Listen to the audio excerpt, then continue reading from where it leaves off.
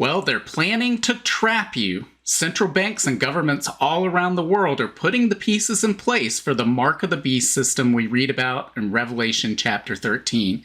In today's video, we're going to talk about what are the components of that system we're seeing being put into place, and how is that continuing to advance? Because, guys, in spite of political changes that may have taken place, have no doubt about it, that system is continuing to advance. Hey guys, Britt here. Welcome to End Times Bible Prophecy. Make sure to hit the subscribe, like, share, and restack buttons. So what am I talking about? Well, I'm talking about this system of central bank digital currencies, tokenized assets, and digital IDs that will create a system that's indistinguishable in function from the mark of the beast. And guys, we continue to see this roll out. Let's start with this right here. Now, this says Trump says no to central bank digital currencies, and that's great, no doubt about it. But keep in mind, at best, Donald Trump is president of the United States for 4 years. We don't see any changes in the wholesale use of central bank digital currencies by the Federal Reserve Bank.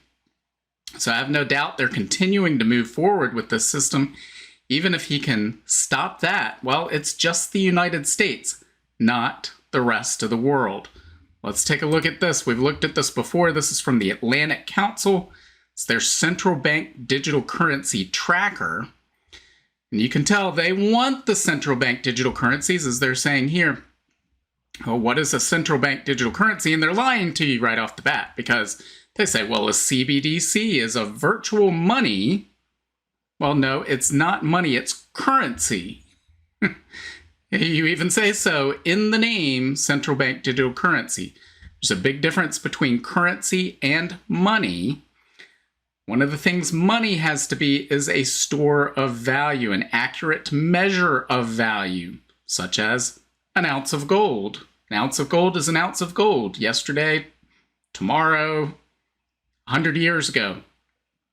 But currency, well, it's whatever they say it is. They can print it into oblivion, and that is what they will do. It says, is a virtual, we're going to change that to currency, backed and issued. Backed by what? It's really just issued by a central bank. As payments have become more digital, the world's central banks have realized they need to provide a public option. Oh, out of the kindness of their hearts, they're going to provide a public option, or else the future of money will pass them by, right? So here they've provided this map of the world, and the green means there's pilot programs. That's the final step before launch. And we see a good chunk of the world is covered in green. Here we see blue as development. So again, the United States in a development stage, along with all of North America.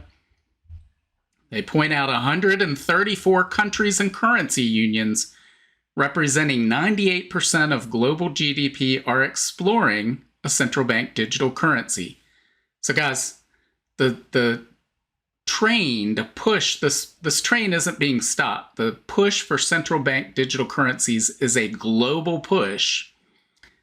Again, it's great that Donald Trump is opposing central bank digital currency, but at most right now it just buys some time. We need to educate people as best as we can, but again, I also know what the Bible says, and the Bible says there will be this mark of the beast system. We have to believe that technology plays an important role in how that system is implemented and how it is overseen, and we're seeing this push for a system that's indistinguishable from the mark of the beast in terms of its capability and function. Again, it's not the mark of the beast. We aren't in the tribulation period yet, but the stage is being set for that. So when the tribulation does occur, the Antichrist, the false prophet, they can roll this out. And central bank digital currencies is a key component of this, along with tokenized assets and digital IDs. And once they roll those things out, you won't be able to participate in human civilization without being inside this system. And that's how they're going to trap you. So So let's take a look at what's going on. What's going on with tokenized assets? We have this here from Stansberry Research. It says real assets are changing the future of cryptos. It says in October 2018, the St. Regis Aspen Resort became the first of its kind. To raise money for renovations, the luxury resort's owners decided to sell fractional ownership of the hotel through the Ethereum blockchain. Digital Aspen coins were priced at $1 each, and accredited investors had to buy at least 10,000 of them to participate. In total, the hotel raised $18 million by selling 18.9% of its ownership to individual investors. It was the first major tokenized real estate sale in the US, but it definitely wasn't the last. And as you'll see today, the growing appeal of tokenized real-world assets shows we're just beginning to capitalize on the broad potential of cryptos. A more than $30 million Manhattan development followed the St. Regis's lead shortly thereafter, financing the project by selling its own tokenized coins. Since then, we've seen commercial real estate, multifamily homes, and even churches offer tokenized ownership on the blockchain. I don't know what churches are doing that and how you could own the church. I'm not really sure how they would do that. Why wouldn't you just say, can you donate to help the church? Not sure. Again, I don't understand that, but it says, you see, the blockchain makes buying and selling real estate simple and accessible. Investors don't have to deal with title transfers, red tape, middlemen, and all the fees. And you can often invest in large properties for a few $100 or $1,000. That's why the tokenized real estate market is taking a bigger and bigger piece of the estimated $634 trillion global real estate pie. Boston Consulting Group predicts the tokenized real estate market will grow from around $2.7 billion in 2022 to $16 trillion by 2030. And of course, we all know that 2030 is Klaus Schwab's favorite year. It's the year all of these globalists keep touting for their utopia, the year where we'll all have arrived. Well, I think they're telling us what we're arriving to. We're going to be arriving to this mark of the beast system. And I'm not saying the tribulation starts that year, but again, guys, they are moving forward with plans to implement this system, and it is indistinguishable in its capabilities from the mark of the beast system. It says many traditional companies could benefit from tokenizing real-world assets. When real estate companies tokenize real estate for fractional ownership, small investors from around the world can purchase tokens that represent a percentage of a property. This allows the company to raise capital more quickly. It also allows them to overinflate the values of certain things, right? Because you get a whole bunch of people who would bid twice as much because they're bidding $2 rather than investors that know what they're doing and can figure out the cash flows. So that's one of the reasons they're doing all this. It says, but real estate is just one real-world asset finding its way onto the blockchain. We've recommended tokenized wine, gold, diamonds. And in my crypto capital service before, this is Stansberry Research speaking, not me, it says even a blockchain-based lending platform for institutional investors and borrowers. Tokenization is also revolutionizing the art world. Famous paintings like Andy Warhol's 14 small electric chairs have been sold to investors through fractional ownership. And investment bank companies can issue tokenized bonds or equities, allowing for real-time, secure, and transparent investing. BlackRock CEO Larry Fink believes bonds and stocks will also soon find their way to the blockchain. And these are huge markets. In 2023, the US bond market was estimated to be worth $51 trillion. US stock market's estimated to be worth more than $55 trillion. And the London Stock Exchange Group estimates global markets are worth 1.09 quadrillion. And of course, that's understated because we know that the derivatives complex alone is estimated at 2 to 4 quadrillion. So the point of all of this is they're trying to tokenize everything. But this, even wine, art, wine. I guess you tokenize a collectible bottle of wine. But what happened, why they need to do this is beyond me. Again, a little bit of convenience, maybe cutting out maybe a little bit more efficiency, but zero privacy.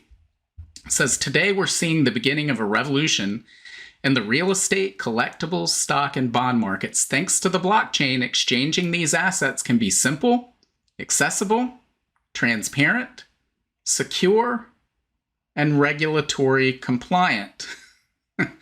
And you could read this as very easily controlled by the government, right?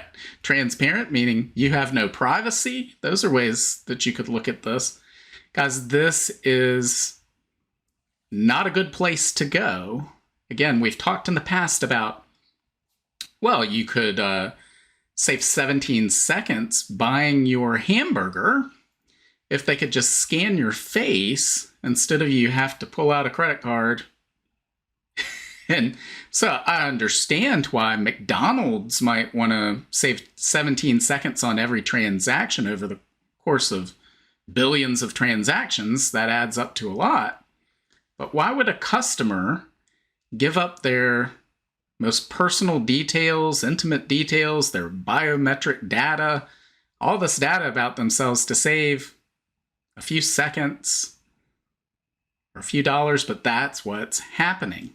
We see this rolling out. We see digital IDs rolling out too. So this is from Charlottesville in Virginia.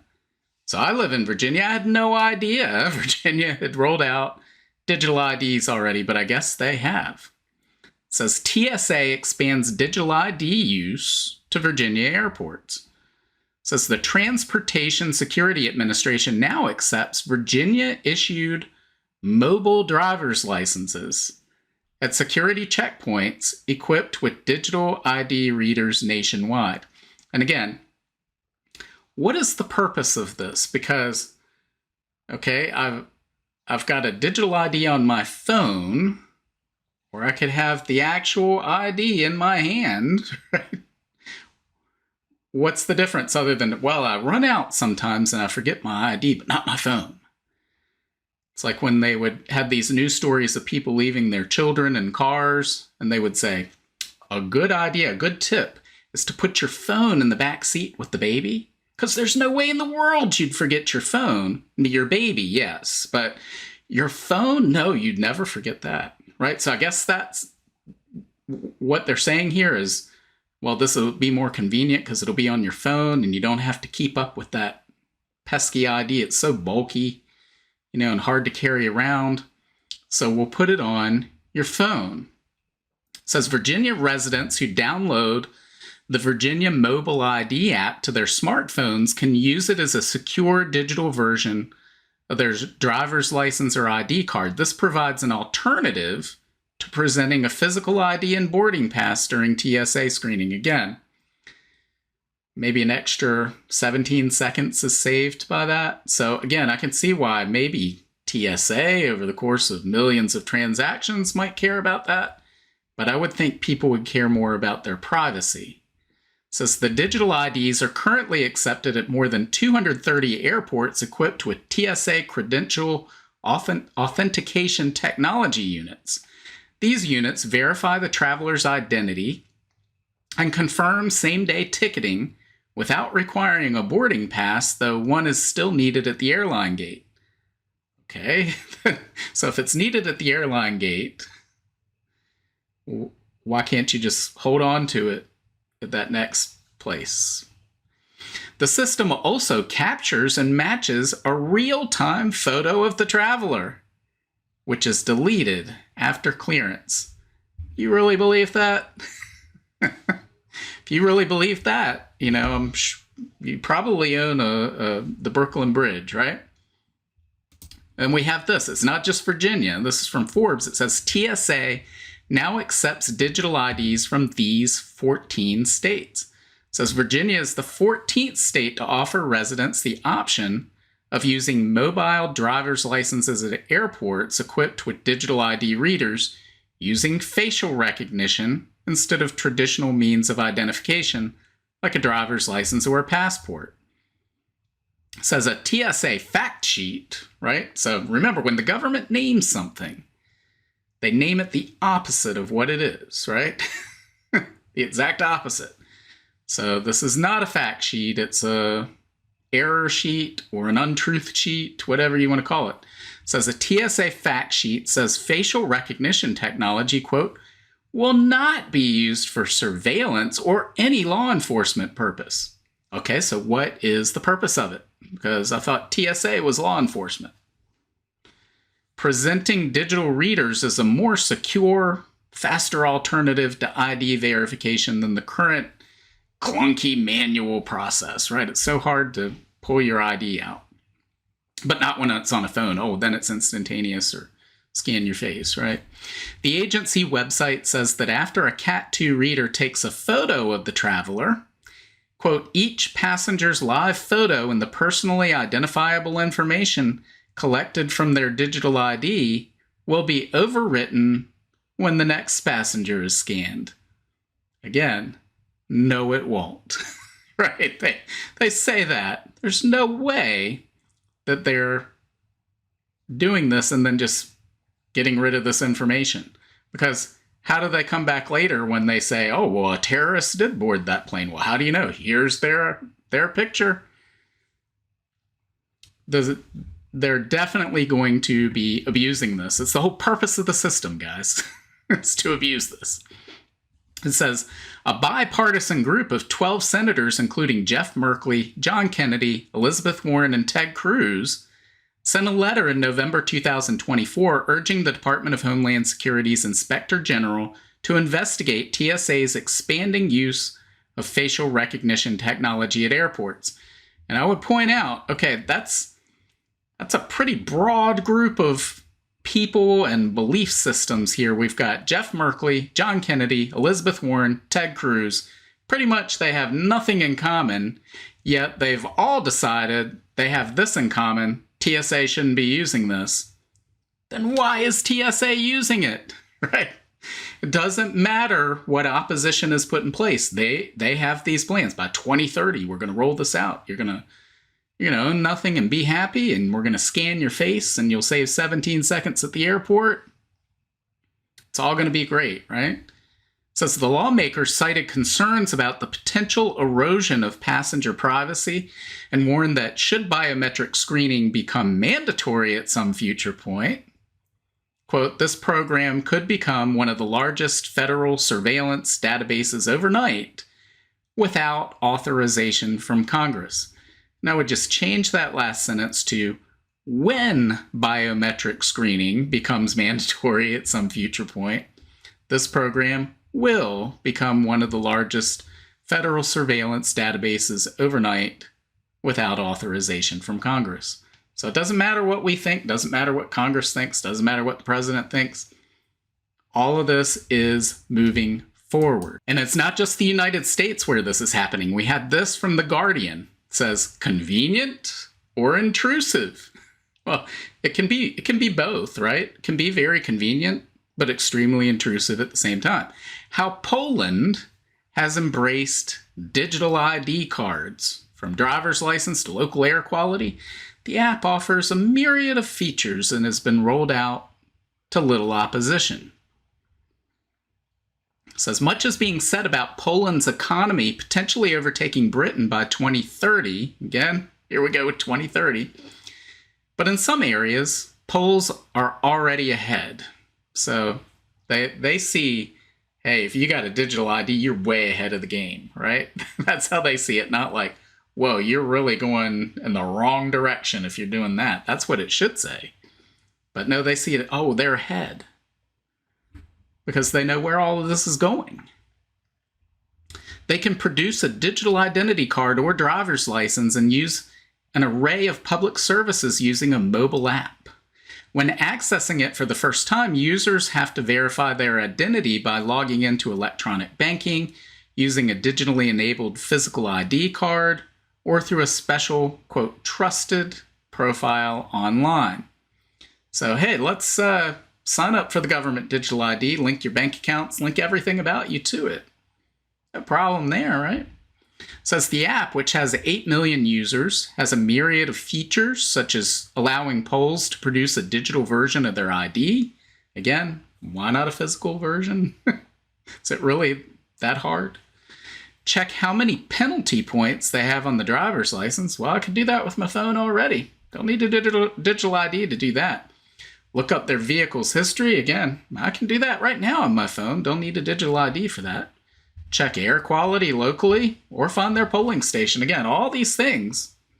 I can do all those things right now online. I don't need a digital ID to do any of them.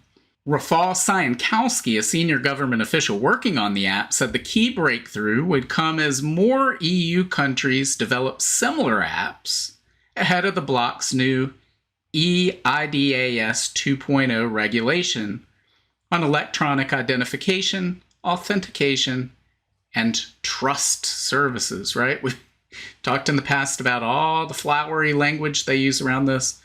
You can be secure, trusting in the knowledge that you're safe, right? The regulation, which is expected to be fully implemented by 2026 or 2027, provided the legal framework to allow electronic identification systems to work across EU borders. Quote, so you could show and verify your digital driver's license in Germany or digital ID in Spain. Again, you can do that with the physical copy today, right? You don't need a digital ID to do that. And notice how they say, will allow the legal framework. Well, it'll be allowed until it's mandatory, just as they said with the TSA digital ID. Well, what happens if this could one day become mandatory? No, they know it's going to become mandatory one day. This is called just moving you. It's incrementalism, right? They move you along. They get you used to this one thing. They make promises. Oh, it'll never be like this. You know, we would never do that. Remember the last administration in the United States when they said mandatory things demanding people put mandatory things and medical treatments into their body. We would never do that. Then a few months later, don't do it, you're fired, right? And not only are you fired, you're evil. I can't imagine how terrible you are. You're a terrible human being because you won't do that. So they'll lie to you guys. They're lying about all of this stuff. They're going to make all of this mandatory. And again, they use flowery language to roll this stuff out, as we see here. It says Connect ID, Visa ID.me illustrates central place digital ID plays in the digital economy. So if you want to move forward into the digital economy, you've got to have this. And the digital identity can address identification gap for rural, low-income populations, right? So, because I know in rural, low-income areas, they're sitting around saying, if only we had digital IDs, our lives would be so much better. No, what they mean is, we find these people really hard to track because, in the cities, we've got cameras set up everywhere using facial recognition and we're tracking everything they do. But out here in some of these rural areas, who knows what they're up to? We need digital IDs for those people so we can track them. But they couch the language as such as that they're helping people by doing this. If you care about the children and the babies, you'll do this, right? But no, you can trust, you can be assured that no way would we make this mandatory. No way is this going to be abused. We put safeguards in place, right? They put safeguards in place to make sure that they can abuse it and that this is going to go in the direction they want it to. They're pushing forward with all this stuff, guys. So let's take a look at this right here. This is from Prophecy Newswatch. It's titled, Are You Prepared for a UN-Mandated Digital Identity to Purchase Online? This is by Michael Snyder. He goes on to talk about the UN and its plans for this digital ID that you're going to have, according to them. You have to have this. This is, you can even see scanning through here. Oh, you'll have assurance. It's going to be wonderful. It's going to help people, right? Because this is all part of a trap. They want to trap us. And he tells us why right here. This is precisely accurate. He says, ultimately, linking your financial life to your digital identification is such an important part of their program. They will know what you buy, what you sell, and everything else you're doing online. They'll also know what you own, right? Down to a bottle of wine, right? And people will say, oh, no, that's the collectible bottle of wine. No, today it's a collectible bottle of wine. Tomorrow, it's a regular bottle of wine at the grocery store. It's a block of cheese at the grocery store. It's anything you buy anywhere that has to be scanned and has a unique identification number attached to it. And they're going to know what you own, when you own it. If you sell it to somebody else, they'll know that. They want to track everything. They want to gather as much information as they possibly can. He says, in fact, eventually, they want to make it impossible to conduct any commerce on the internet at all unless you have a digital identification. They argue that forcing everyone to reveal who they really are will make the internet, quote, safer for everyone. And guys, if you recall, Nikki Haley during the presidential primaries here in the United States, she was pushing this, saying it's wrong that somebody could log on to the internet and make a post anonymously. You don't know who they are. We need to find out who posted that meme. We need to know who made that political statement. And many people agree with her, and that's outrageous. We look at the founding fathers, posted plenty of things anonymously, wrote articles. A lot of the Federalist Papers were written under pen names. So they didn't feel that you had, in order to make a public statement, you have to have your name attached to it. And we have to verify that, Benjamin Franklin wrote this. No, anybody could write anything they wanted any time and send it out into the world. That's the way the internet should be. It says, but of course, the potential for tyranny would be off the charts. Yes. Once you have the ability to track the behavior of everyone on the planet, and you also have the ability to exclude people that are unwilling to submit to your demands from the system, you would be able to exercise a level of control over the globe that is unprecedented in the history of humanity. It's just this type of control that the Bible describes in the end times, where a global leader implements an economic system in which no man can buy or sell unless he has a special mark. Prophecy experts have long debated about just what this mark might be, but the technological ability to create such a system is already here, and now we have the global push at the highest levels of the United Nations to adopt such a system of control. Can the man, the Antichrist, who implements this final end-time system be that far behind? I believe the answer to that question is no. I think probably he does too. I think it's a rhetorical question because we see this system rolling out right now. Again, it is not the mark of the beast system. Nobody is saying put a mark on your right hand or on your forehead yet, right? Just like it's not mandatory yet. Right? We're not incrementalism. They're rolling all these things out. People get used to it. I can save 17 seconds at the airport. They tell you that it makes things safer when it doesn't. They tell you can be assured that everything will be in place. Nobody can steal your identity. How bad is it going to be when, it's bad enough if somebody steals your credit card now and you have to untangle all of that web. Imagine when everything about you is rolled up into one central place and that gets stolen. How terrible is that going to be to unravel? Guys, this is a bad place. This is where we're going, though.